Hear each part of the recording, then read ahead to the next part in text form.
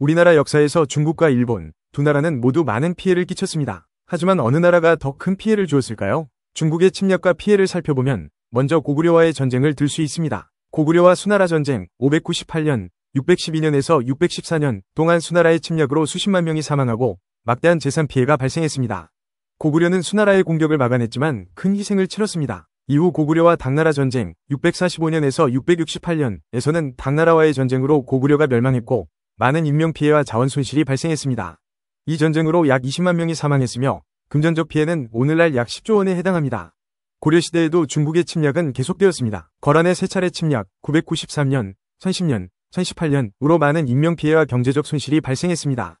1018년 강감찬 장군의 귀주대첩에서 승리했지만 전체적인 피해는 막대했습니다. 총 사망자 수는 약 10만 명으로 추산되며 경제적 손실은 약 5조 원에 해당합니다. 또한 몽골 제국의 침략 1231년에서 1259년으로 고려는 큰 피해를 입었고 강화도 천도를 통해 생존을 도모했습니다. 이 침략으로 수십만 명이 사망하고 경제적 손실은 약 15조 원으로 추산됩니다. 특히 약 20만 명이 노예로 끌려가거나 강제노동에 동원되었으며 이로 인한 경제적 손실은 약 5조 원에 달합니다. 조선시대에도 중국의 침략은 이어졌습니다. 여진족의 침입 1467년, 1583년으로 조선 초기와 중기에 피해가 있었습니다.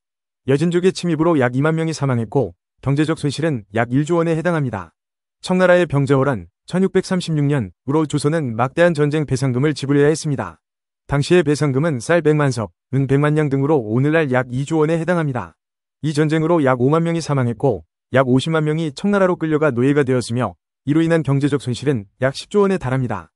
또한 조선은 오랜 기간 동안 중국의 조공을 바쳐야 했으며 이는 경제적으로 큰 부담이었습니다. 조공으로 인한 경제적 손실은 약 1조 원에 해당합니다. 반면 일본의 침략과 피해는 더욱 심각했습니다. 임진왜란 1592년에서 1598년 동안 일본의 침략으로 약 20만 명이 사망했고 경제적 손실은 오늘날 약 20조 원으로 추산됩니다.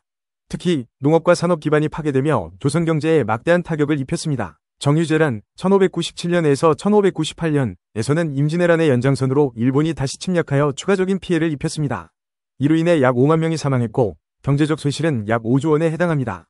가장 큰 피해는 일제강점기 1910년에서 1945년 동안 발생했습니다. 약 35년간의 식민지배로 우리나라의 자원과 노동력이 강제 착취당했습니다. 이로 인한 경제적 손실은 약 151조 원에 달하는 것으로 추정됩니다. 이 기간 동안 약 100만 명이 강제징용, 학살, 고문 등으로 사망하거나 피해를 입었습니다. 또한 친일파들이 일본 제국의 지배를 도와주며 우리나라의 재산을 약탈했습니다. 이로 인한 경제적 손실은 약 30조 원으로 추산됩니다. 총 피해를 비교해보면 중국의 침략으로 인한 경제적 손실은 약 56조 원, 사망자는 약 37만 명입니다. 반면 일본의 침략과 식민 지배, 친일파 약탈로 인한 경제적 손실은 약 206조 원, 사망자는 약 125만 명에 달합니다. 결론적으로 금전적으로 환산해보면 일본이 우리나라에 끼친 피해가 훨씬 더 큽니다.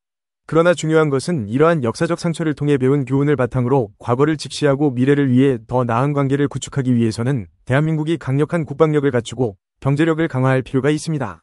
이를 토대로 나라의 안보를 강화하고 외부의 침략에 대비할 수 있습니다. 또한 국제사회와의 협력을 통해 자원을 확보하고 미래기술력을 키워 국제사회와 평화로운 미래를 만들어가는 것도 중요한 전략 중 하나입니다.